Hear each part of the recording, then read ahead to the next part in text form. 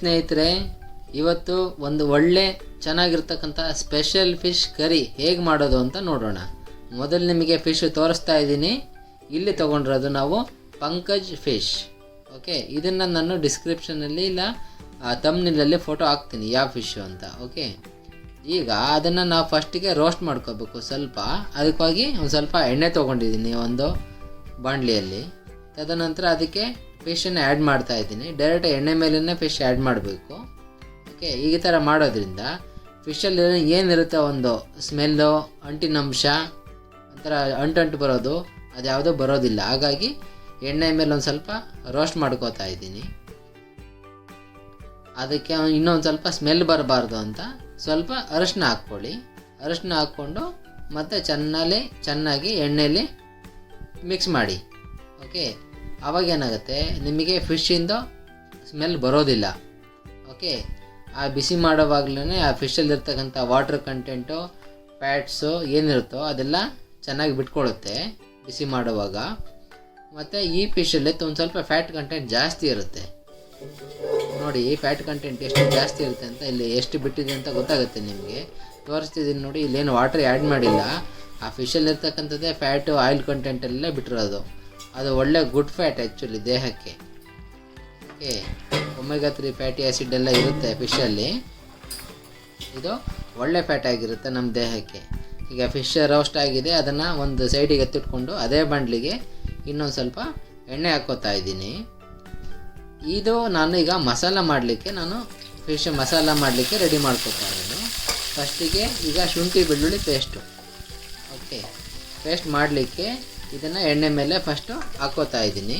ಶುಂಠಿ ಮತ್ತು ಬೆಳ್ಳುಳ್ಳಿ ಅದನ್ನೊಂದು ಸ್ವಲ್ಪ ಎಣ್ಣೆ ಚೆನ್ನಾಗಿ ರೋಸ್ಟ್ ಮಾಡ್ಕೊಳ್ಳಿ. ಓಕೆ, ಹಸಿ ಸ್ಮೆಲ್ ಹೋಗೋವರೆಗೂ ಅದನ್ನು ನಾವು ಎಣ್ಣೆಲಿ ರೋಸ್ಟ್ ಮಾಡ್ಕೋಬೇಕು. ಆಮೇಲೆ ಸ್ವಲ್ಪ ಈರುಳ್ಳಿ ಹಾಕ್ತಾಯಿದ್ದೀನಿ. ನಿಮಗೆ ಯಾವ್ದು ಎಷ್ಟು ಹಾಕಬೇಕು ಅಂತ ನಿಮಗೆ ಡಿಸ್ಕ್ರಿಪ್ಷನಲ್ಲಿ ಕೊಟ್ಟಿರ್ತೀನಿ ನಾನು. ಆಮೇಲೆ ನಿಮಗೆ ಹೋಗಿ ನೋಡ್ಕೋಬೋದು. ಈಗ ಅದನ್ನು ಚೆನ್ನಾಗಿ ರೋಸ್ಟ್ ಮಾಡ್ತಿದ್ದೀನಿ ಈರುಳ್ಳಿನ. ಈಗ ಶುಂಠಿ ಆಯಿತು, ಬೆಳ್ಳುಳ್ಳಿ ಆಯಿತು. ಈಗ ಒಂದು ಸ್ವಲ್ಪ ಟೊಮೊಟೊ ಹುಳಿಗೆ ಬೇಕಲ್ಲ, ಹುಳಿ ಟೊಮೊಟೊಗೆ ಒಂದು ಸ್ವಲ್ಪ ಟೊಮೊಟೊ ಹಾಕ್ಕೊಂಬಿಟ್ಟು ನೀಟಾಗಿ ಫ್ರೈ ಮಾಡ್ಕೋತಾ ಇದ್ದೀನಿ. ಟೊಮೊಟೊ ಅಷ್ಟು ಬೇಗ ಮೆಲ್ಟ್ ಆಗೋದಿಲ್ಲ.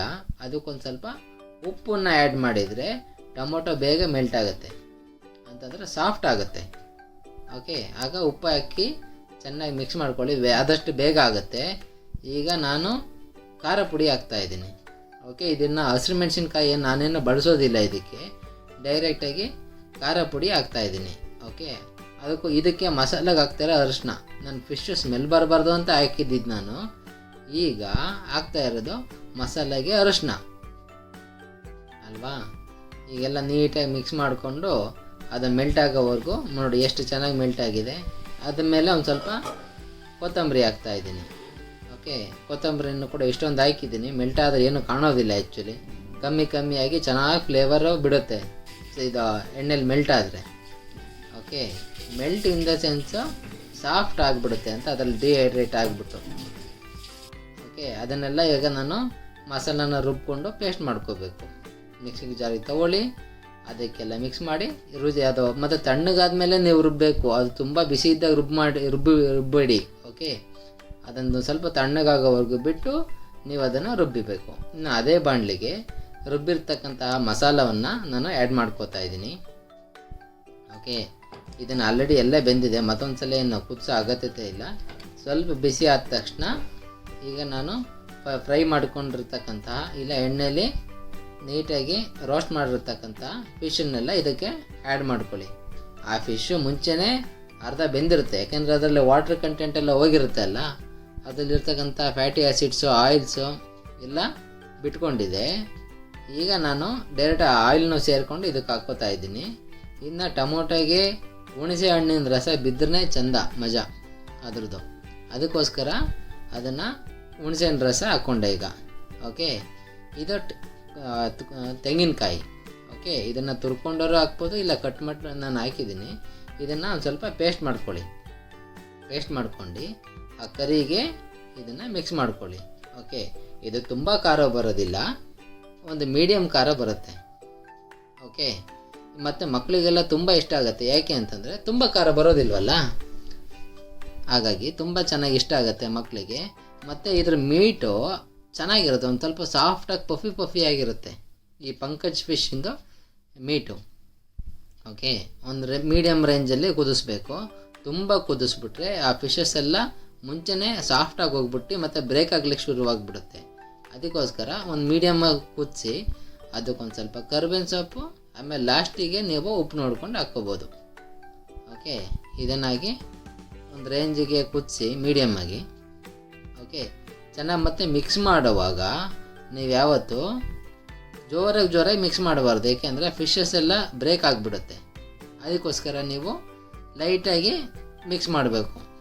ಓಕೆ, ನೀವು ಒಂದೇ ಸಲ ಹಾಕ್ಬಿಟ್ರೆ ಎಲ್ಲ ಫಿಶ್ಶು ಮತ್ತು ಬೋನು ಎಲ್ಲ ಸಪ್ರೇಟಾಗಿ ಹೋಗ್ಬಿಡುತ್ತೆ, ಫಿಶ್ಶಿಂದ ಮೂಳೆ ಸಪ್ರೇಟ್ ಆಗಿಬಿಡುತ್ತೆ. ಅದಕ್ಕೋಸ್ಕರ ಒಂದು ಸ್ವಲ್ಪ ಲೈಟಾಗಿ ಶೇಕ್ ಮಾಡಿ. ಎಲ್ಲ ನೀಟಾಗಿ ಕುದ್ದಾದ್ಮೇಲೆ ಎಷ್ಟು ಚೆನ್ನಾಗಾಗಿದೆ ನೋಡಿ. ಈಗ ಆ ಫಿಶ್ಶು ಎಷ್ಟು ಮತ್ತು ದಪ್ಪ ಕಟ್ ಮಾಡಿಸ್ಕೊಬಂದಿದ್ದೆ ನಾನು. ಈಗ ಎಷ್ಟು ಚೆನ್ನಾಗಾಗಿದೆ ಮತ್ತು ಕರಿನೂ ಎಷ್ಟು ಚೆನ್ನಾಗಿ ಬಂದಿದೆ ನೋಡಿ. ಓಕೆ, ಈ ರೀತಿ ನೀವು ಮಾಡಿಕೊಟ್ಟಿದ್ದಲ್ಲಿ ಚಪಾತಿಗೆಲ್ಲ ಸೂಪರಾಗಿ ಮ್ಯಾಚ್ ಆಗುತ್ತೆ. ಚಪಾತಿ, ನೀರು ದೋಸೆ ಅದಕ್ಕೆಲ್ಲ. ಓಕೆ, ಇನ್ನು ಈ ಥರ ಮತ್ತಷ್ಟು ರೆಸಿಪಿನ ನಿಮಗೆ ತೋರಿಸ್ಕೊಡ್ತೀನಿ.